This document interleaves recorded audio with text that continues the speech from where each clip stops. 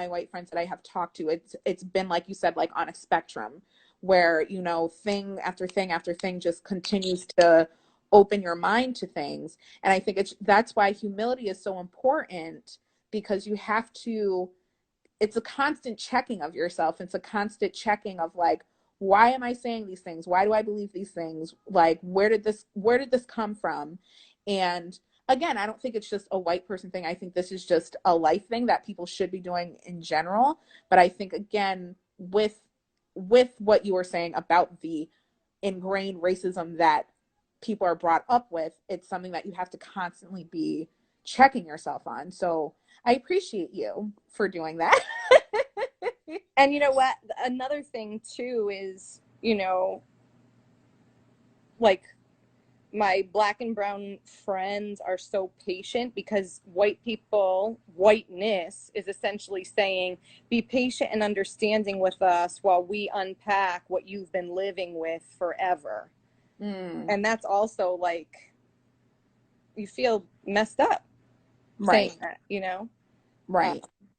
so, And it's hard too, because, and I mean, to Kaisha's point, you know, it's hard. Sometimes it's like, it's just tiring, because it's like, I know for me, I think one of my frustrations recently with everything that's been going on is just the fact that it's like, I've been saying this. Like, it's like I've talked to my white friends about it. I've said, this is happening, or I've posted things. And it's so funny because, like, I always laugh because, like, if I post like a selfie, I'll get like a million likes. But if I say, oh, racism, then it's like 2 likes. And it's like, what are, I facts. don't, it's just one of those things where it's like, what I'm just, it's upsetting that it's taken this long for people to be like, oh, so this is a thing. And then at the same time, then it's like, now I'm getting bombarded with questions, and, you know, which I appreciate. Thank you for, the action really does speak to me, and I appreciate that. But at the same time, I kind of want to just shake people and be like, hello, this is what I was talking about before. Like, And I talk to you about it now. I'm I'm with you completely on that. And I think that's so important. Like you guys have said, I mean, Google, book. I brought this like stack of books that they're out there.